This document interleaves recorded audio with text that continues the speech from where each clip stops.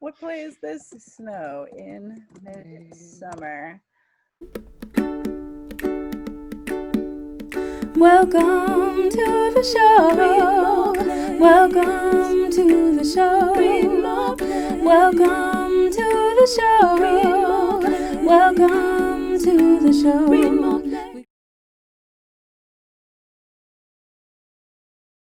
This episode, we are so lucky to be joined by Johanna Pan, who is a costume and sometimes scenic designer. She designs for theater, film, dance, and opera. She is also a textile and visual artist. She was born and raised in Singapore, which is where she is joining us from today or tonight for her. So Johanna, welcome. Thanks for being our first guest and our first international participant. Yeah. Global. Thank you for having me. Hi, so I am a costume, sometimes scenic designer. I am Singaporean Chinese. My pronouns are she and they. I believe in decentering, I believe in decolonizing the imagination. A lot of my artistic practice surrounds breaking down these ideas of feminized labor and anti-racism. I'm also starting a new podcast, Yay. Nice. Called Dirty Laundry, Unpacking the Costume Closet, which kind of explores the ideas of costumes and social justice, and really, most importantly for me, understanding the intersectionality of all of it. So once again, it goes back to all the things that I believe in. So our first episode, which hopefully will be out sometime in November, is focusing on the ideas of feminized labor and why costume folks get paid less than everyone else, which is something that people don't really think about very often.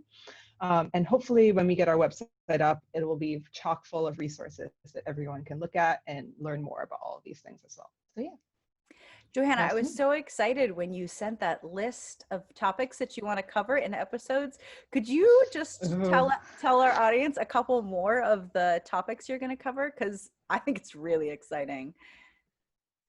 Sure. Hold on, let me just pull it up real quick. So I just don't want to make sure I say something wrong. No, of course. Okay, so we're going to do an episode on Black hair.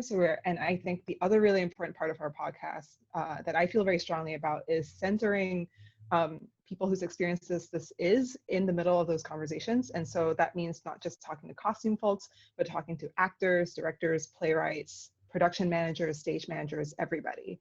So we're going to do an episode on Black hair. We're going to talk about decolonizing costume history. We're going to talk about degendering costumes, sustainability, really exciting. We're going to talk about fat phobia in costumes, body dysmorphia, access needs, disabilities, care and intimacy in the theater, pregnancy and postpartum bodies and costumes. Actually, I don't even think I told you about that one. No, but oh my gosh, that's amazing. Yeah, so that'll be really, really fun to talk about. And then the last one, which is kind of like my personal, like really big thing, is how to talk about bias in costume design when all we do is about visual cues and assumptions. And so I think that'll be really fun and interesting and hopefully meaty to talk about. Feels like there's been a big hunger for this conversation because people are really excited to hear about this. And it feels like we've talked a lot about anti-racism for institutions and for performers and rehearsal rooms, but it just feels like we haven't really talked about costume designers and costumes, which interacts with all of these aspects and how we work with actors in these spaces. So that's what we're gonna do. I'm excited about every one of those. If you need an actress who has had a baby and had her body radically changed by it, I would be happy to come on and talk about that. Yeah, like there's so many mothers. Yeah, everything is really different. fascinating because there's and so many. And the thing that's interesting as we were like trying to figure out some of our guests too is that like there's so many also actresses who have been pregnant and been in shows at the same time. And so we really want to talk to them as well, just to like get their perspective on it, because it's a whole different ballgame. When I was pregnant, I had already been, I don't know, I filled out I don't know what the right term is. I was a speaker and a workshop leader at the Southeast Theater Conference. So that had all been set up before I got pregnant. And so I had to lead a movement workshop I had to lead a couple movement workshops at SETC when I was 9 months pregnant. It was 3 weeks before my due date. It was crazy. And I felt really excited about it because, you know, there were all these women there and I wanted them to see, like, you can be a mom and you can still work. It is possible. It's hard AF, but yeah, everyone was like, are you okay? I was like, I can't touch my toes, but I can get this workshop. I can't do most it's of really stuff. exciting. That episode, we're actually going to be partnering too with the Parent Artist Advocacy League, who does a lot of stuff in New York City and all over the country, advocating for parents and motherhood in general. So it's really exciting to be a part of all that. God, I feel like everything you're talking about people should be required to listen to. Like, I think it's really exciting to me. I feel like theater's in a different place than it has been for a long time. I feel like for so long you had to look a very specific way or you didn't work. And it seems like theater is slowly embracing this idea that there's more than one type of human, and that more than one type of human can be a plausible protagonist or antagonist, or, you know, and that comedy, that like, particularly you talk about fat phobia, like that there can be people who are plus size and something, and like that their being plus size isn't just a punchline. Like, Madeline and I just watched The Wedding Singer, which I think is a really great movie. It's lovely, but like there are all these large people in there and are 100%, they're just there because isn't it funny that that person's fat? And it's really upsetting and cringy. Also, it's that movie, I don't know if you've seen that movie, the Drew Barrymore, Adam Sandler movie.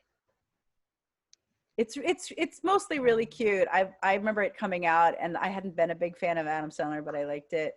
It came out in the mid 90s, but it's set in the mid 80s. And it was kind of like the first time I remember looking back at the 80s. And it was kind of like, haha, isn't it funny? Look at all this stuff from the 80s. This is what people wore, and this was what people listened to. And so everybody is dressed like it's the 80s, except for Drew Barrymore, who's wearing Doc Martens and choker necklaces and is like solidly dressed in like height mid 90s fashion, which is not something I had noticed at all in the mid 1990s when I saw that movie. She was ahead of her Because time. for you then that was normal. Well, I feel like whenever you watch a history piece, so frequently things don't really look like they did then. They look like our fashion now, as seen through the filter of the styles of that time. Even when you try to be accurate. Mm-hmm. I always love seeing my costume designer friends comment on like, oh, did that have zippers? Really? In the 1600s? That's very interesting. Stuff like that. Yes. All right. Sorry, detour. We do a lot of detours. That's just how it goes on our bonus content. And we're back. I felt the most probably like Doi, because I feel like that, like the willingness to die for your beliefs and having such strong beliefs that you were like, this is what I'm going to stake my life on, kind of feels really important to me right now. And it feels like that's probably true, you know? You know, it's so interesting because I feel very differently now that I'm a mom about that.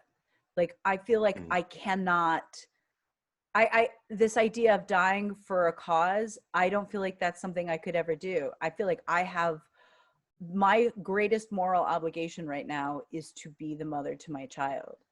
And that the only thing I would be willing to die for at this point is my child and her safety. But I feel very strongly like it is my job to shepherd this person to adulthood. And as such, I am more careful about certain risks. I don't love that's a thing. I jumped to the next sentence. I am more careful about taking risks than I used to be. And I never particularly liked that Mel Gibson movie, The Patriot, but this idea that he didn't feel like he could be so casual about being a warrior now that he had all these children that he had to raise is something that makes sense to me that didn't click when I first saw that movie. And I'm not saying I'm right and you're wrong. or that anybody, I think it is deeply honorable to die for a cause. I feel like that's not a luxury I have anymore. And so I Yeah, connect and I with can that say that mom. because I have the privilege to not have children, right? So that's my privilege. And yeah, Enjoy that privilege while you have it. I'm gonna have that for a It was really a long day. time. It was a day, you guys. Such a morning. And I think like that privilege has never been more clear as it has been in this pandemic with all the parents who were at home with their children and like had to balance all of those things. You're like, this couldn't be more clear. This is a privilege. Like I accept that. I feel like before the protests started in the spring, there was this brief time when everybody went into quarantine where it was a little scary, but all of my friends who weren't parents were like, I think I'll read that novel I've never had the time to read. I think I'll learn how to bake scones. And I'm like, how am I going? Like, you either are learning something new or you're a parent.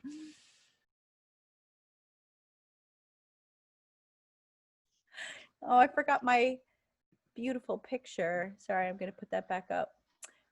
I got so into this idea of the Hungry that's Ghost gorgeous. Month.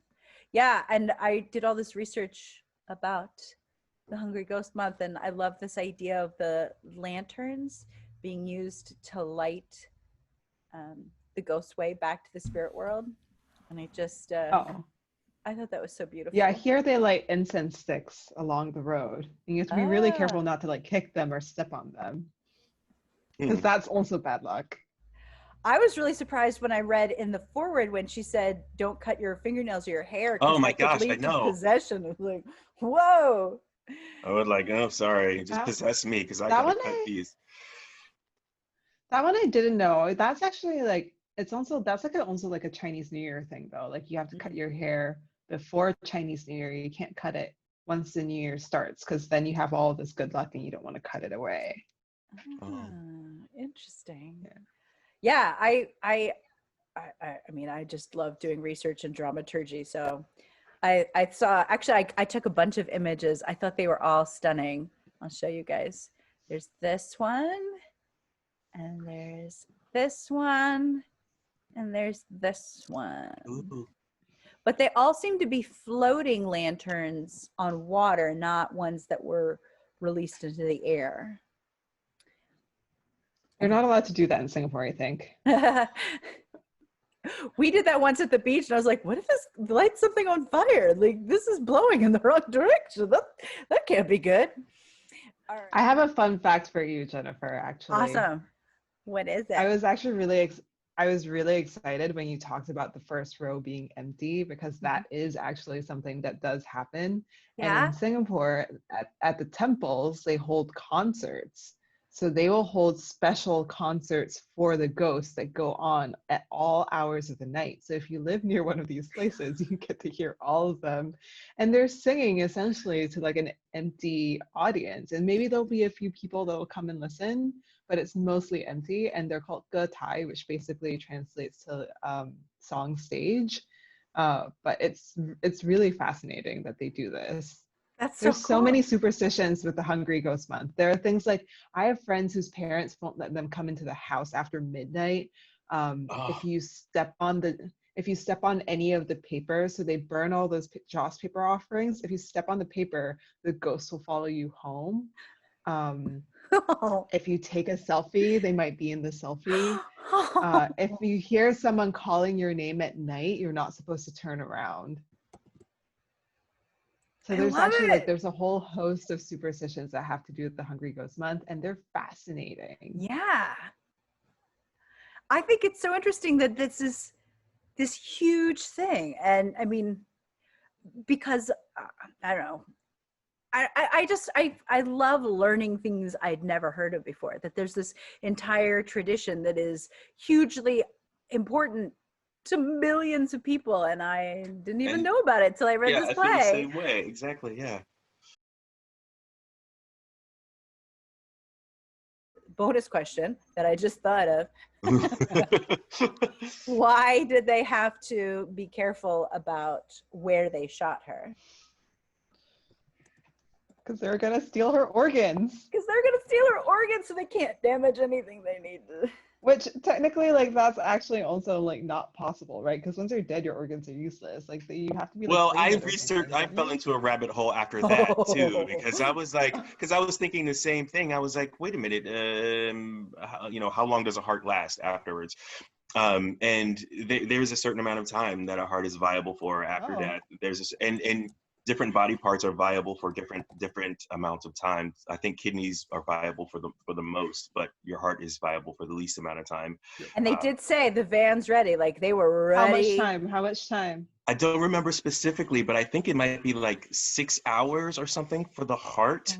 Oh, wow. Wow. 6 hours And was what I read for the heart back when yeah, I did this research like 3 years ago. yeah, I was just like fascinated by it because I was like, oh, all right, you lost me. My suspension of disbelief is gone. But then I fell into that rabbit hole and I was like, oh wow, That's that's interesting. crazy. I didn't Yeah, question that at all. I was like, they got a van, I feel they like got I've a watched too. doctor. I love the part though I when feel like I've watched too much Grey's Anatomy. their hearts last forever. We got Or 2 weeks. don't. Oh, I guess I don't watch enough Grey's Anatomy, but Which is funny because Ricardo, you look don't say it. exactly Don't say you it. look exactly Don't like that say it. actor. You do. Which one? The guy who I haven't watched in a long time. Jesse or something, isn't it? His real name is Jesse. Yes. What's that actor's? I don't know his character's name? Avery. Avery. Yeah. Doesn't he also have a little bit of a lisp on the show too, kind of like Mr. Ass? Yeah, he also has green eyes, so you know. Ricardo has blue I have eyes. green eyes. They're blue. You have green eyes? Can't tell Yeah. via Zoom. Oh my god. I know, and it's really dark in here, but yeah. You look Check out my alike. head site on the Read More Plays website. No, when I Um, started, when he came on the show, I was like, oh my gosh, that guy looks just like Ricardo. He's gorgeous, Ricardo, just like you. You should be like cool with people saying you guys look No, alike. I am. It's just, yeah. You've heard stuff. And I love what you wrote there too. And you're like, I give it 5 out of 5. Oh, I was like, I can't say 100%, but I do this. So you're always saying like, Jennifer, you know everything about this play. The only reason I know everything about every play is because I write everything down yeah. and then it sticks in my head. Like I remember your face when you said, what's the address of the house? And I'm like, I don't know, like 55, what? And I said the name and you were like, how'd she get that right? I was like, I only got it right because I wrote it down. That is how I come to know a text. No, I was, and I was like, oh, that'll be easy to do. I'm like, that'll be an easy, but every time I sat down or when I had time to actually read the play, I was like, okay, I really just need to read it. And I only got to really go through it once, but My given then I was like, circumstances. I don't have time to actually go through it. And then, because there's so many facts and yeah, Yep. I was like, It takes a lot of time. That's why, I don't know that's how what you I did did it. with my yesterday. And I honestly, I should have done more because I really just focused on the previous action. I could have gotten a lot more into the environmental facts. And I didn't even touch on the polar attitudes. So just doing a little bit of environmental facts and all of the exposition, my given circumstances alone is 19 pages. Good grief. dear God. Yeah, this is why 19 more pages than I got. this is why I get so mad when directors show up on the first day of rehearsal and they've never read the play or they've read it once. And it's like, you have a fucking job. You have stuff you need to do. How are you supposed to know what a text is about if you just look You at haven't it? read it. Right. And like, fine. If you are, you know, the charge artist or you're why am I blanking? Who's the You're technical in director? the box office. I meant to say the technical director. Like, fine, read the play, just get to know it. But if you're supposed to be responsible for developing a concept, how on earth is my director soap opera? How on earth are you supposed to lead anybody when you don't know anything about what you're doing? I'm not at all talking about our current president either. Oh, wait, yes, I am. All right. And this week, we're going to be using a technique called given circumstances. This is a term I learned about from Frances Hodge's book, Play Directing, but was originally coined by Stanislavski. It concerns all material in a play script that delineates the environment. And this includes environmental facts like the specific locations and times the scenes take place, the points of view held by the principal characters, and the information that comes out in the exposition. Now, this is a piece of analysis I actually do for every show I work on, and not just the plays that I direct, but I've been doing it for every play that we've talked about this season. It's mostly because I find that if I write things down, I have a better chance of remembering them. So if I write down all of the information or the exposition that's delivered over the course of the play, I feel like I have a strong command over what happens in this world. Now, there are 3 levels of given circumstances. There's the environmental facts, the previous action, and the polar attitudes. Environmental facts can be things like the date or the location. And I feel like a lot of this can be important to nail down, because if you have a scene, one scene that takes place in the afternoon and another scene that takes place in the middle of the night, it's going to affect things like lighting. If you have a play that's located someplace very hot and it's in summer, or someplace very cold and it's winter, it's going to affect the costume choices, what people are wearing, and even just how they're holding the body, their bodies, not a body. How they're holding their bodies. I also, for me, I like understanding the chronology. So this is what happens in the morning, and this is what happens on day 2, and this is what happens 3 weeks later. I just like to get a sense of when we are. It makes me feel like I have a clearer sense. When you list the locations, it can also be something that can help you as a director, or when you list things like the locations, it can help you have a conversation with designers. So if you're a director and you know that you have to have a scene that takes place at Madame Wong's, and a scene that takes place in the guest house, and scenes that take place in the spirit world, when you've got a list of all the locations, then you can go into a meeting with your scenic designer and say, okay, we're going to need a way to convey all of these different locations. It just gives you a clear understanding of the structure your play will need. There are several other parts of the environmental facts. There's the religious environment, social environment, political environment, and economic environment. And what you want to do when you note these things is you just take information that's given in the text that might relate to one of these categories. So one of the things that I hadn't really noticed was they bribe those officers in the play. She is looking for information about Doi, and so she's trying to bribe them for their time, and she offers 200 per person, and then 300, 350, and ultimately gives them each 500. I don't know 500 what currencies, they didn't specify, but she gives them 500 of whatever, and that is equal to 3 minutes of their time. But later in the play, she goes to get a massage from Mistress Tsai, and she says she charges 40 for feet and shoulders and 100 for full body. And I thought that was a really interesting thing in terms of how much money the soldiers were getting to be bribed versus how much this old woman would make for her living. Another thing that is throughout the play is a lot about religion. So when you take out all these lines about religion and put them in one place, it can kind of give you a very specific sense of the world. Really, the whole point of given circumstances is about the information that's in the text. And the only reliable source of information from any play is what the characters say. So when you're building that particular world, you have to be really familiar with the information. So you write down the information. And this can be really simple pieces of information. Act 1, Scene 1 starts off with Madame Wong saying, "No messy mishaps tonight. The new boss is coming." All right, there you go. Piece of information. The new boss is coming.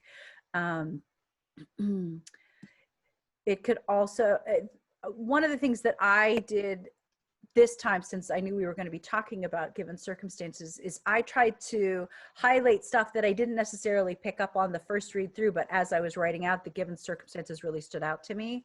So little things like worker, what are their names? Hold on, look at my screen.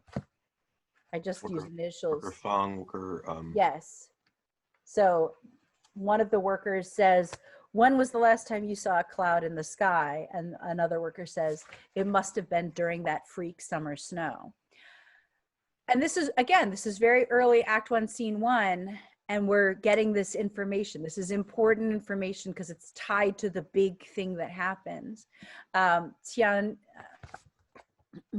I had to look at her name 800 times. Tian Yun says about her daughter, she's big on oaths. And this is like a casual thing she just says about her daughter, but it really sets up what's going to happen later. In Act 1, Scene 5, she is talking to Madame Wang about, she says, oh, she's talking about the nightmares that her daughter, or the fact that her daughter was talking. She was like possessed by the spirit, and she says, "I'm sure the name Do Yi means nothing to you."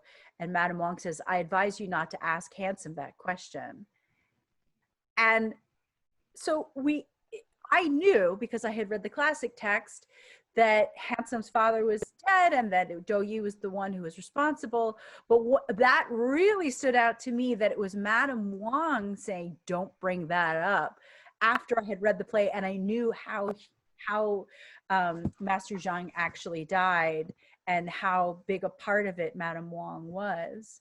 That just stood out to me in a different way than it had. Another big moment for me when I was reading the text, a huge piece of information, is at the end of Act 1, Scene 5, Rocket collapses and they get him to the hospital. And the doctor says, "You've had what's called an ischemic heart attack. It's an anomalous event that has nothing to do with your heart transplant." And I was like, what? Yes. Immediately I wrote in the margins, I was like, "I bet you anything he's got Do." Oh yeah, it says, "I bet you he's got Do Yi's heart." Where it won't show. I can't say it. It disappears. Yeah. Yeah. So I have a lot. I wrote down 19 pages of this. I always do this because I always feel so much more comfortable with the script after I've done it.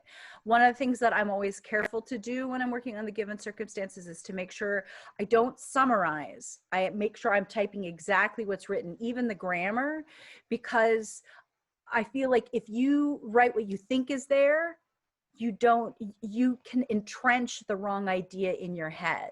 There were certain things that I skimmed over the first time that when I worked on it the second time, I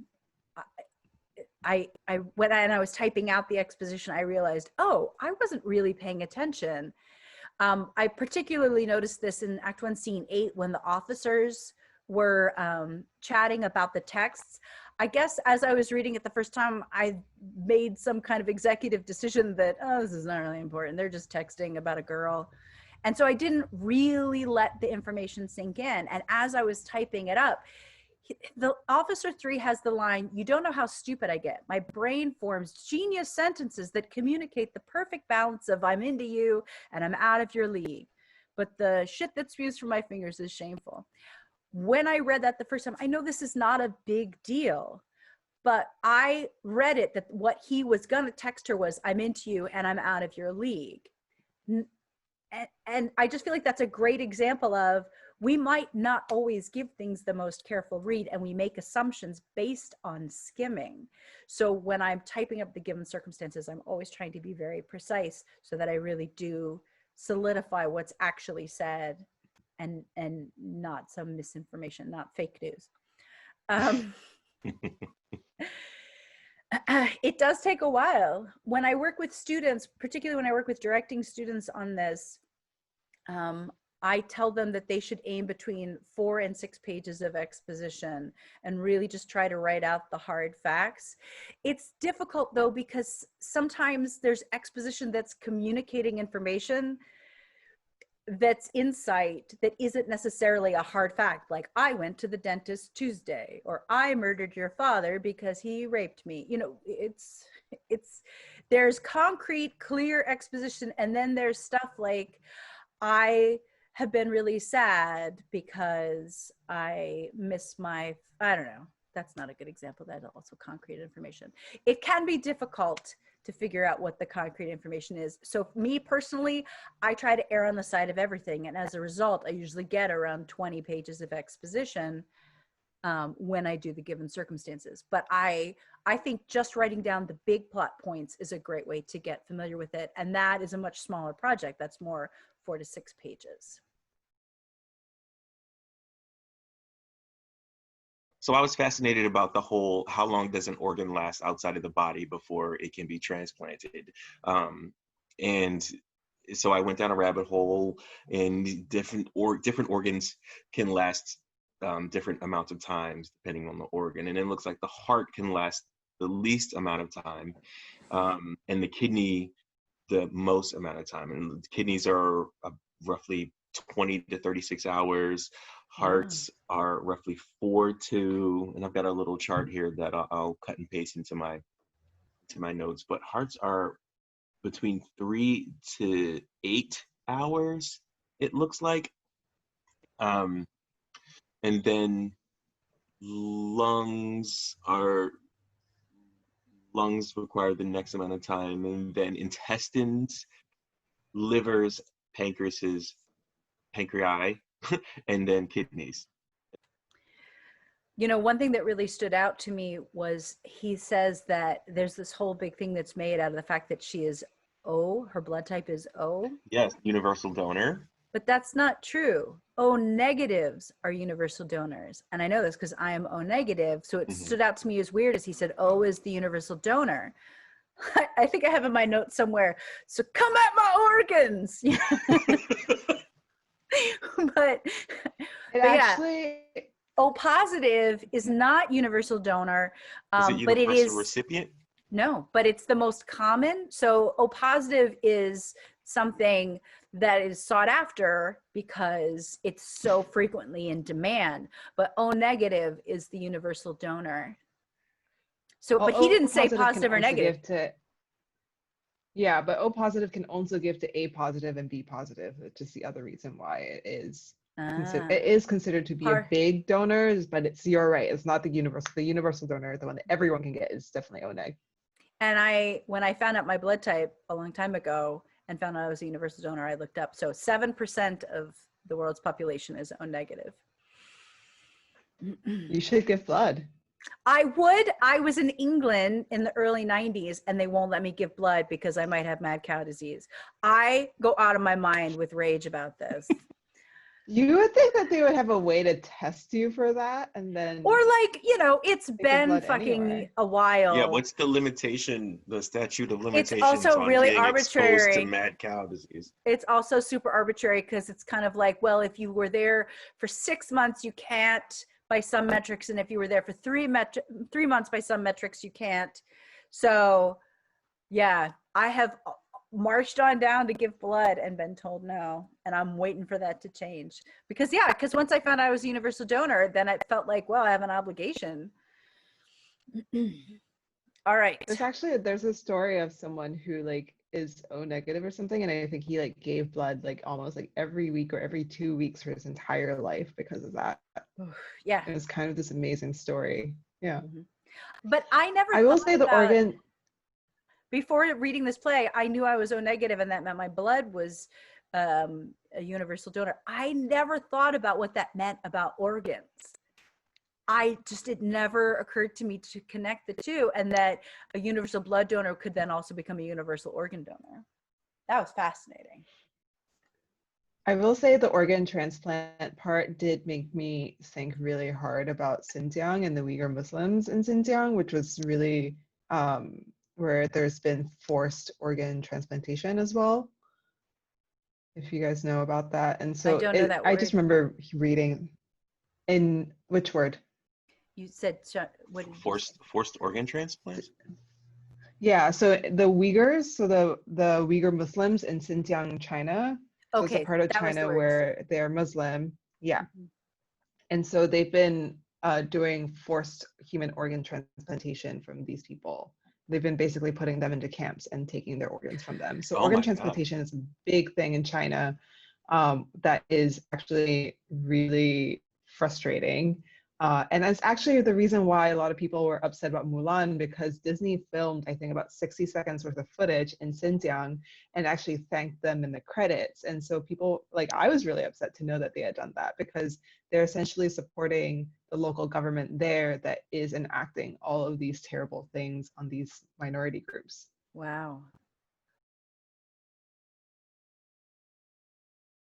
Not there yet. Yeah.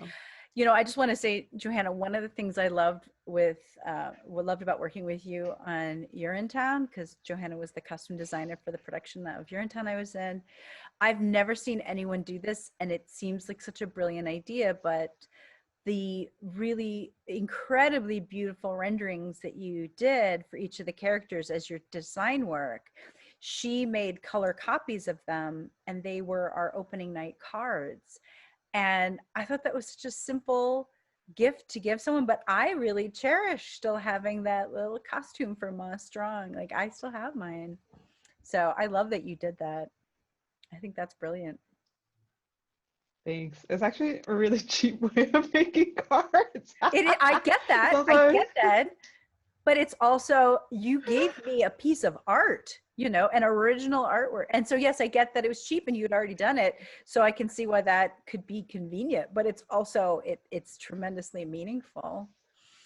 yeah, I also feel like actors always enjoy having those renderings. Also, I Yep. mean, everyone like pretty much enjoys having a copy or a version of those renderings. I believe I gave Sarah like some of the originals. Mm-hmm.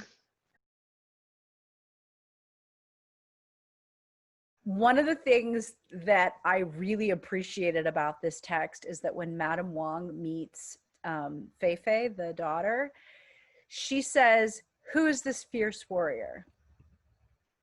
As a mother of a little girl, I cannot tell you how many times people see this pretty little girl and they say, "Oh, hello, princess." And they talk to her like the thing that is valuable is that she's sweet and pretty. And she is a warrior. I mean, she is intense, this one. She's certainly an athlete. So I loved that everyone kept talking about the daughter, the 7-year-old girl, as somebody fierce and powerful, as opposed to just being cute and a princess. It's like, well, you know, it was a solid yes to seeing young women as warriors, not fashion plates and goodwill ambassadors. Yes. The